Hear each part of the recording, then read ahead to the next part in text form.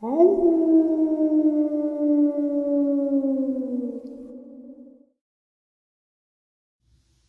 greetings and salutations, everyone. I do hope everyone is still doing well, and welcome to this early morning, middle of the night bonus upload. Before we do jump into it, though, a couple quick links. As many of you know, I rely on Patreon, PayPal, channel membership, and the merch to help the channel to continue to grow and go. Links to Patreon, PayPal, and channel membership is in the description below. Merch displayed directly under the video. Also, Dogman Frightening Encounters, Volume 1 through 3, the audiobook versions.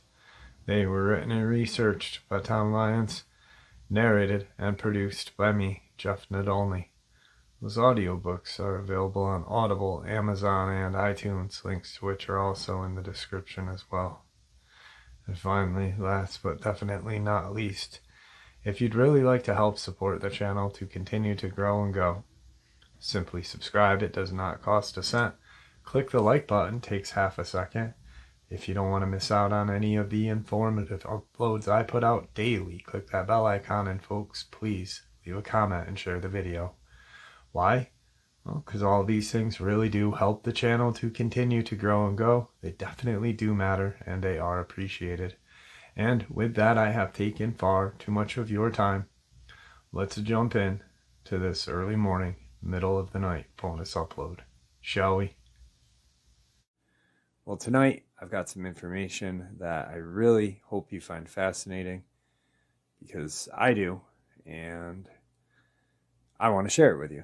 So let's get into this, because this is pretty intense. It's definitely creepy and very educational. Hyperdimensional entities have been recognized, discussed, and warned about for literally a millennia throughout the history of humanity. Naturally, there are many people who scoff at the very idea of such beings, believing them to be fictitious inventions of the human mind. However, the fact that so many cultures, traditions, religions, and spiritualities have discussed the nature of these creatures, using different terms but essentially describing the same thing, gives credence to the idea that they exist.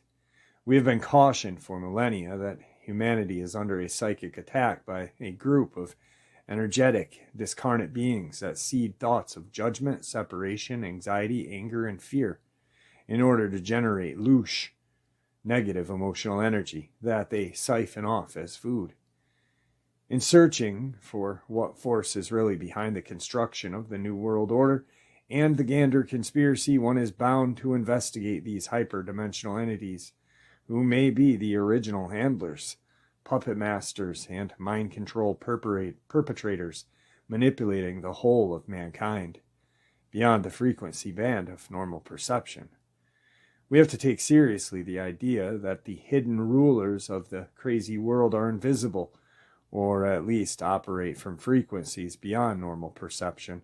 After all, no one knows exactly where thoughts originate. If there were a force that could control which thoughts are being beamed into the mind, then every single living person would be vulnerable to psychic attack.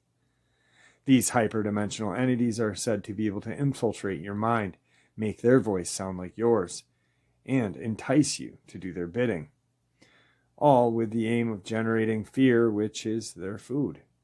Are they the gods of yore that demanded sacrifice? Are they evil spirits that possess people? Are they the masters of trickery who continually try to keep us in fear and out of our center of power, our heart? What follows is a list of 10 different traditions and cultures that describe these hyperdimensional entities using their own terms and ideas. Hyperdimensional entities, the Archons, or the Gnostics. The ancient Gnostics are named after Gnosis, the Greek word for knowledge or insight. Gnosticism is a loosely organized religious and philosophical movement that flourished in the 1st and 2nd century AD. The Gnostics believed that the material world was a result of a primordial error on the part of the divine being, usually called Sophia, wisdom, or the Logos. They attributed the creation and control of the material world to a semi-divine, ignorant creature known who was called Saklas, the fool, or Luldaboth, the blind god, the demiurge, from the Greek demiurgos, which means craftsman, but which the Gnostics meant as an architect or lesser creative force. The Gnostic mythology / cosmology, both Sophia and the demiurge are subordinate to the supreme being / cosmos, or God. The demiurge was antagonistic to anything spiritual and had a group of servants known as the Archons, Greek meaning ruler. The research of Gnostic scholar John Lash reveals that the Gnostics were early mystic shamans who reached high states of consciousness, knew their direct connection with the cosmos, and honored the importance of the female principle, Sophia, to live balanced lives. He concludes that the Catholic Church feared their power, so it killed them and banished the survivors underground. The Dead Sea Scrolls discovered in Qumran, Palestine, and the Nag Hammadi Codex, discovered in Egypt both in the 1940s, are important Gnostic texts which expose the truth about the Archons.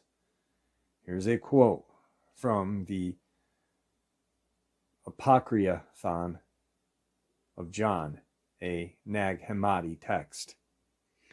They sought to overpower humanity in its psychological and perceptual functions, although they saw the human thinking was superior to theirs. For indeed their delight is bitter, and their beauty is depraved, and their triumph is in deception, leading astray, for their own structure is without divinity. The Gnostics were postulating the idea of a predatory alien presence that took delight in others' pain and that used deception as a tool. Disconnected from their own power without divinity, they became parasites that had to hijack the energy of others to survive. Hyperdimensional entities, demons, Christianity. These same forces are called demons in the Christian tradition. In this famous quote from Ephesians 6:12, the creatures are actually called rulers and authorities, which directly echoes the language used to describe the Archons in the Dead Sea Scrolls and the Nag Hammadi. For our struggle is not against flesh and blood, but against the rulers, against the authorities, against the powers of this dark world, and against the spiritual forces of evil in the heavenly realms. Christianity also contains a tradition of exorcism of evil spirits. The gospel contains many stories of Jesus casting out evil spirits. This tradition continues to the current day. Father Gabriel Amorth was a former official in the Vatican who served as an exorcist for the Diocese of Rome for 30 years. He was also the founder of the International Association of Exorcists. Hyperdimensional entities, jinn, Arabian mythology. In pre-Islamic Arabia, before the rise of the Prophet Muhammad in the 6th century CE, Arabian mythology contains references to the jinn or djinn, who were considered to be supernatural spirits and could be good or bad. Jinn is classification of a number of different types of supernatural beings. The Book of Evolution of the concept of the jinn from pre-Islam to Islam describes how they could appear as pure spiritual beings or angels or demons, as indicated by Ibn Manzur in Lisan al-Arab. The people of the Jahiliyyah called angels, peace be upon them, jinn, because they are invisible from sight. They could also be tangible creatures, particularly with animal-like characteristics, as stated by the Encyclopedia of Religion and Ethics. Were not pure spirits, they were often represented as hairy and often as having the form of an ostrich or a snake. The book mentions 4 specific types of jinn in the pre-Islamic world. Ghoul. We get the English word ghoul from this. The ghouls were desert demons believed to have robbed graves and devour corpses. They seem to appear in many different forms, often animalistic. They could appear and disappear like the light of a torch. They left a physical corpse behind when killed.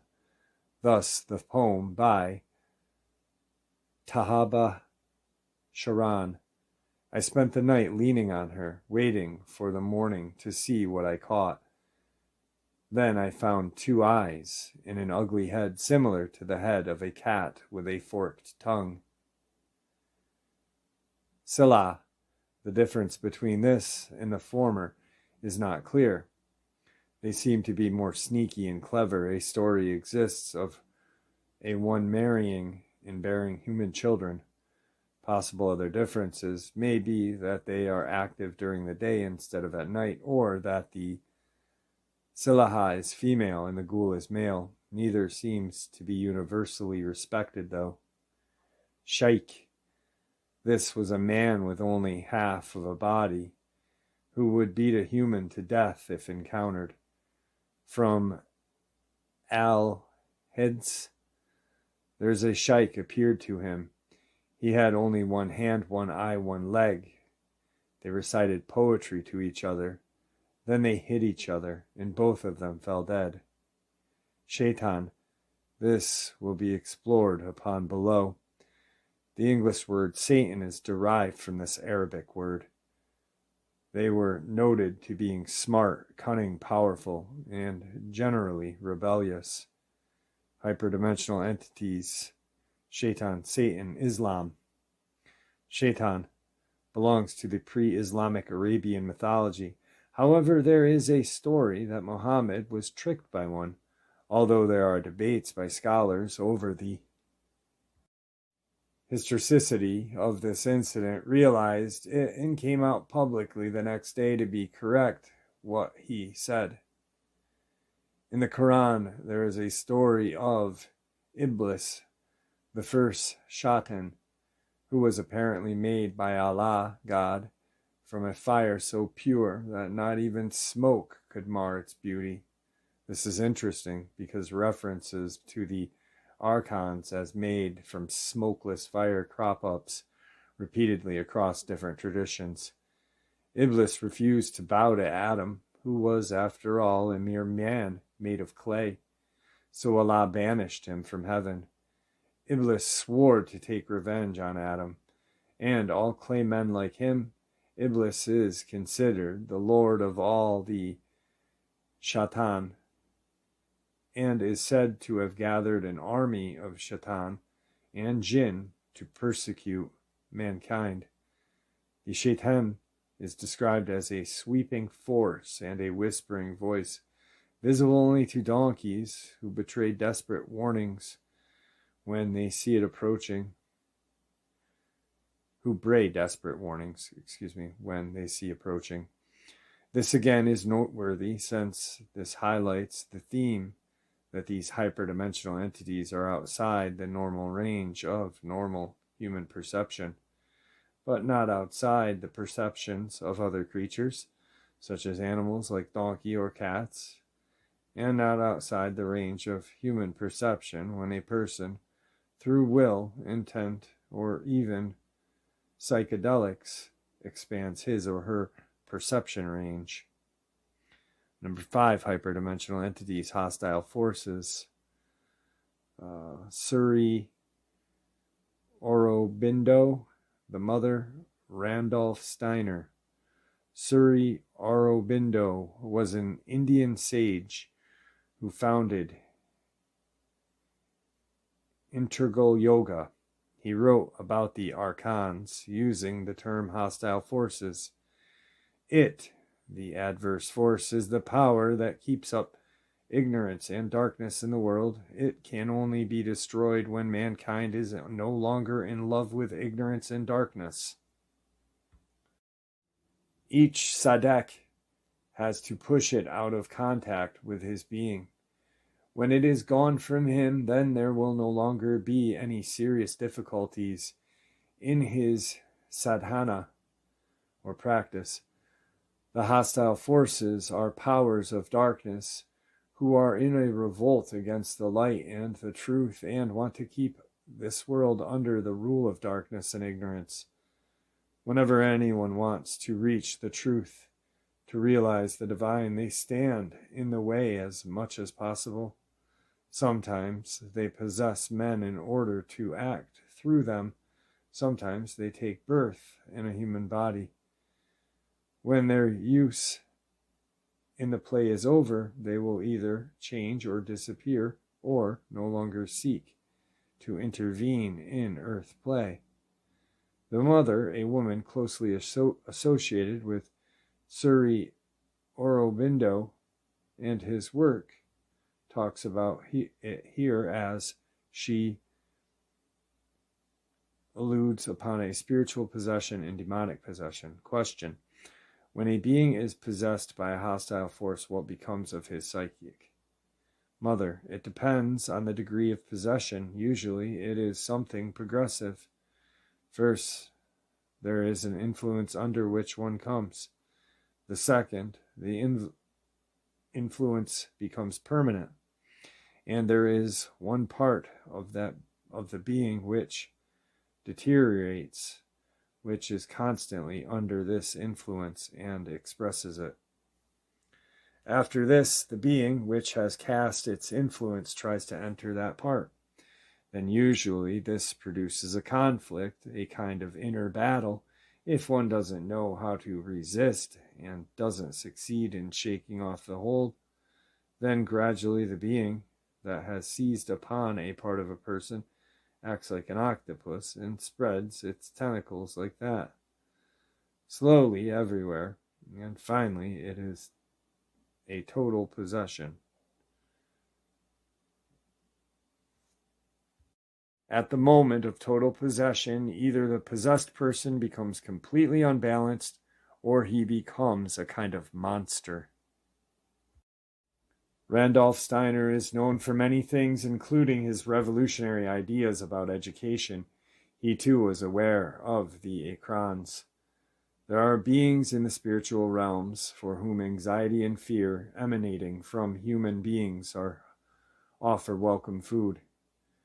When humans have no anxiety and fear, then these creatures starve. If fear and anxiety radiates from people and they break out in panic, then these creatures find welcome nutrition and they become more and more powerful. These beings are hostile towards humanity. Everything that feeds on negative feelings, on anxiety, fear, and superstition, despair, or doubt, are in reality hostile forces, in supersensible words, launching cruel attacks on human beings while they are being fed. Therefore, it is above all necessary to begin with that the person who enters the spiritual world overcomes fear, feelings of helplessness, despair, and anxiety. But these are exactly the feelings that belong to contemporary culture and materialism, because it estranges people from the spiritual world. It is especially suited to evoke happiness and fear of the unknown people, thereby calling upon the above-mentioned hostile forces against them. Hyperdimensional entities have been observed, warned about, and even fought with throughout the history of humanity by shamans, mystics, and prophets. Although the way these hyperdimensional entities have been described, in which cases is different, the similarities among the accounts are far more striking than the differences. Just what are these hyperdimensional entities exactly, and how do they affect you? Hyperdimensional entities. 6. Cosmic predator mud people. Shamanic a la Castaneda. Out of all the descriptions of hyperdimensional entities thus far presented, the descriptions given by Carlos Castaneda in his 12th and final book, The Active Side of Infinity, are the most disturbing for me personally. Castaneda relates what his mentor Don Juan taught him about the Archons, which he called the cosmic predator and the mud shadow. We have a predator that came from the depths of the cosmos and took over the rule of our lives. Human beings are its prisoners. The predator is our Lord and Master. It has rendered us docile, helpless. If we want to protest, it suppresses our protest. If we want to act independently, it demands that we do not do so. This was an energetic fact for the sorcerers of ancient Mexico. They took us over because we are food for them, and they squeeze us with no mercy because we are their substance. Just as we rear chickens in chicken coops, the predators rear us in human coops, human arrows. Therefore, their food is always available to them. Sorcerers believe that the predators have given us our system of belief, our ideas of good and evil, our social mores. They are the ones who set up our hopes and expectations and dreams of success or failure. They have given us cowardice and greed. It is the predators who make us complacent in order to keep us obedient and meek and weak. The predators engaged themselves in a stupendous maneuver, of course, from the point of view of a fighting strategist. The maneuver from a point of view of those who suffer it. They gave us their mind. Do you hear me? The predator gave us their mind, which becomes our mind. The predator's mind is contradictory, morose, filled with the fear of being discovered any minute now. Through the mind, which, after all, is their mind, the predators inject into the lives of human beings whatever is convenient for them, and they assure, in this manner, a degree of security to act as if a buffer against their fear. The sorcerers of ancient Mexico were quite ill at ease when it came to the idea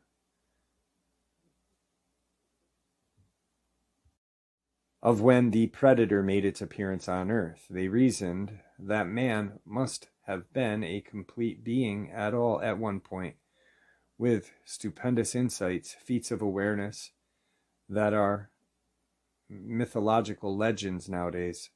And then everything seems to disappear, and we have now a sedated man. What I am saying is that what we have against us is not a simple predator. It is very smart and organized.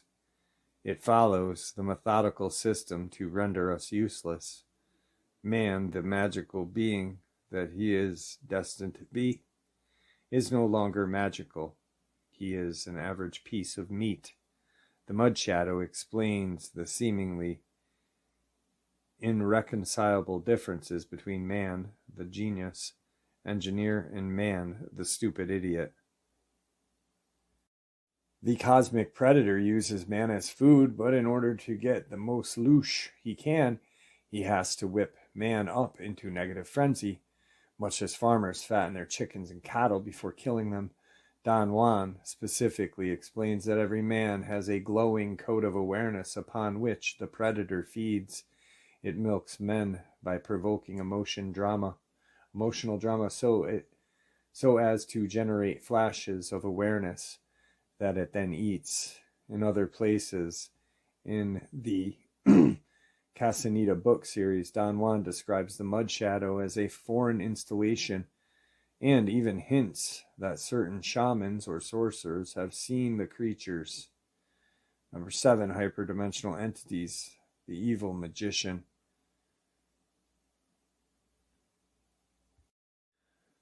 The Russian mystic George Gurdjieff echoed the same idea of man being a dulled creature, robbed of his power. Gurdjieff believed most people lived their lives in a kind of hypnotic trance or waking sleep. He illustrated this in his story of the evil magician. There was an evil magician. He lived deep in the mountains and the forests, and he had thousands of sheep. But the problem was that the sheep were afraid of the magician, because every day the sheep were seeing that one of them were being killed for his breakfast, another was being killed for his lunch. So they ran away from the magician's ranch, and it was a difficult job to find them in the vast forest. Being a magician, he used magic. He hypnotized all the sheep and suggested to them, first of all, that they are immortal and that no harm was being done to them when they were skinned, that on the contrary, it would be very good for them and even pleasant. Secondly, he suggested that the magician was a good master who loved his flock so much that he was ready to do anything in the world for them. In the third place, he suggested to them that if anything at all were going to happen to them, it was not going to happen just then, at any rate, not that day, and therefore they had no need to think about it. He then told different sheep. To some, "You are a man, you need not to be afraid. It is only the sheep who are going to be killed and eaten, not you. You are a man, just like I am."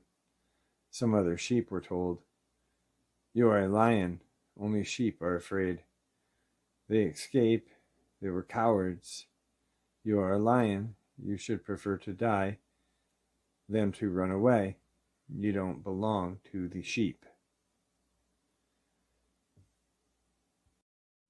So when they are killed, it is not your problem. They are meant to be killed.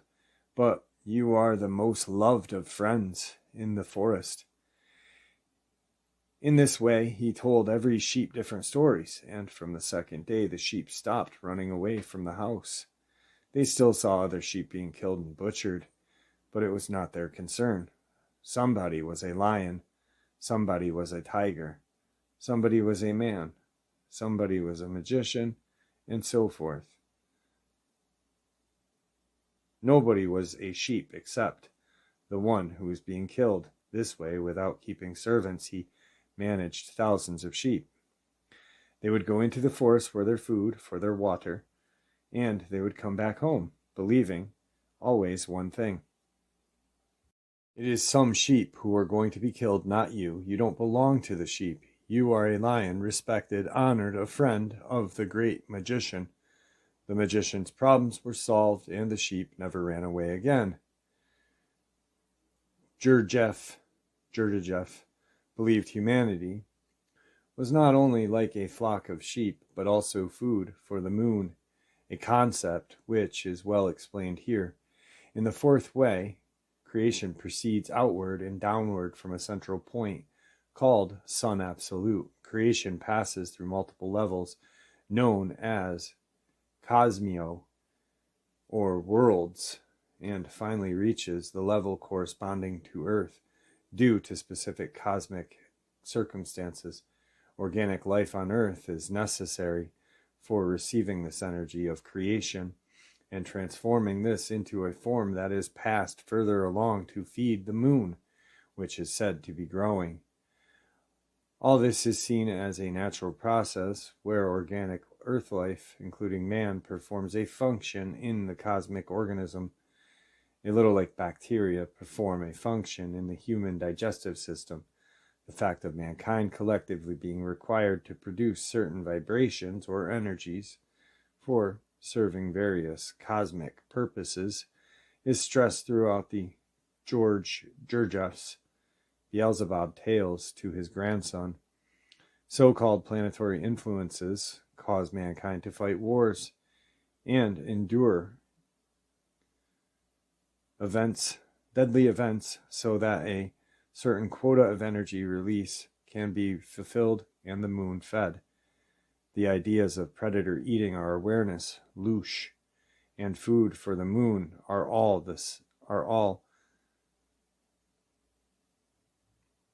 Number 8, hyperdimensional entities, Wetiko, Native American.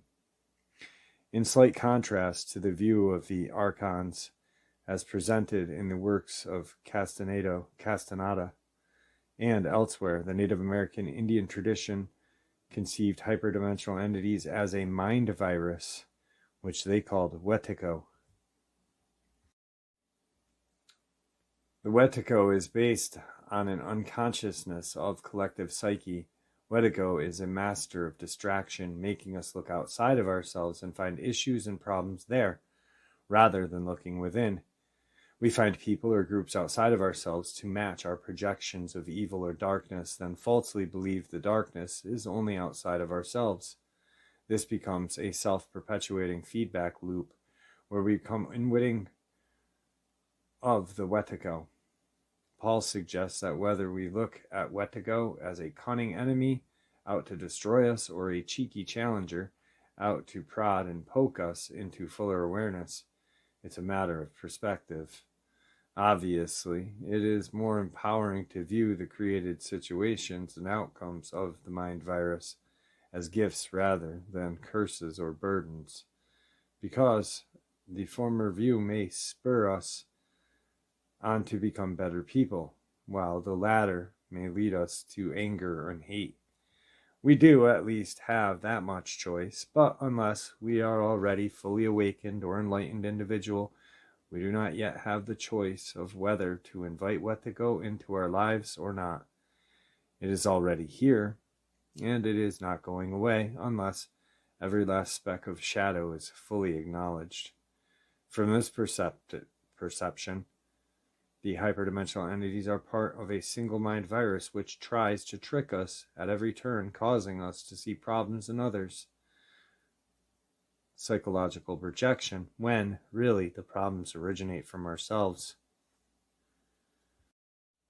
The list is not complete, for there are many other traditions which speak of the same basic idea, the concept of Maya in Hinduism, and Samsara in Buddhism describe the state of being lost in an illusion of shadow or being led around by temptation and seduction due to archontic influence. According to Bernard Gunther, there are other references to hyperdimensional entities, lords of destiny, and the general law. But how do ETs fit into all of this? At this point, the overwhelming evidence of the existence of aliens or ETs must be mentioned, especially for the Greys and the reptilians. It is unclear where these beings are the same thing as the Archons, who are not physical, or whether they are physical and therefore subject to psychic attacks by the Archons, just as mankind is, though I believe the latter. There are many different whistleblowers who claim to have had physical interactions with Greys and reptilians, including Phil Schneider, Naira Isley, Nadara Duran, Barbara Lamb, and many others. There is also the idea put forth by many, such as Whitley Strieber, that hostile ETs engage in producing an alien-human hybrid race through genetic engineering, cannot physically experience Earth in their own bodies, so they appear to be trying to experience it through others. This idea suggests there is something different, non-corporeal, about these ETs, just as there undoubtedly is with the Archons. They cannot quite cross dimensions. However, more research needs to be done in this area. One final note on this aspect of topic: a common theme among stories about hyperdimensional entities and reptilians is that there is some kind of channel which is opened, especially during the ritual. This channel is a two-way street. The possessing force takes over the vessel's thoughts, words, and actions to some degree, while the possessed gets to use borrowed energy and feels a dark rush or adrenaline high. The main point of this demonic possession is so that the hyperdimensional entity can cross over dimensions more easily into this world. This is very important to remember. When looking at the sick, sexual, and sacrifice satanic rituals performed by the elite at places like Bohemian Grove, David Icke's take on this: while archons can come into our reality, it takes so much energy for them to remain in our frequency that they cannot stay very long. So they have possessed the elite New World Order families, who are essentially archon families, who channel them and bring about their agenda on Earth. The British royal family, psychopathic CEOs, pedophilic leaders are expressions of the Archon mentality on Earth. Beware the fake light. There is much evidence that is the Archons who are behind the fake light of the New Age movement, the possible light trap at the point of death, and the ubiquitous divide and rule strategy we see everywhere in a push towards NWO. In order to capture and control the widest possible spectrum of souls, the corrupt demiurge split its agents into two seemingly opposite teams, dark versus false light. What matters most to the demiurge is what we worship it or ones of its agents, regardless if they are on the light team or dark team. The corporate demiurge is an entropic system of artificial induced separation consciousness that is slowly dying, and it depends on harvesting the energy from the souls incarnated within its system in order to preserve its existence. And there you do have it, folks. I hope you all enjoyed this early morning, middle of the night bonus as much as I enjoyed sharing it with you.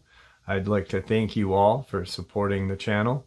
It is, after all, your support that helps this channel to continue to grow and go, and honestly what gives us all a place and a chance to share our experiences and theories judgment-free.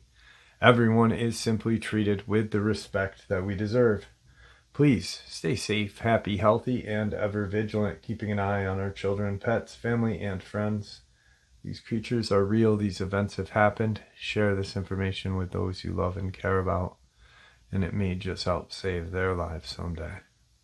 Until next time, never stop asking questions, never stop searching for the truth, and God bless you all.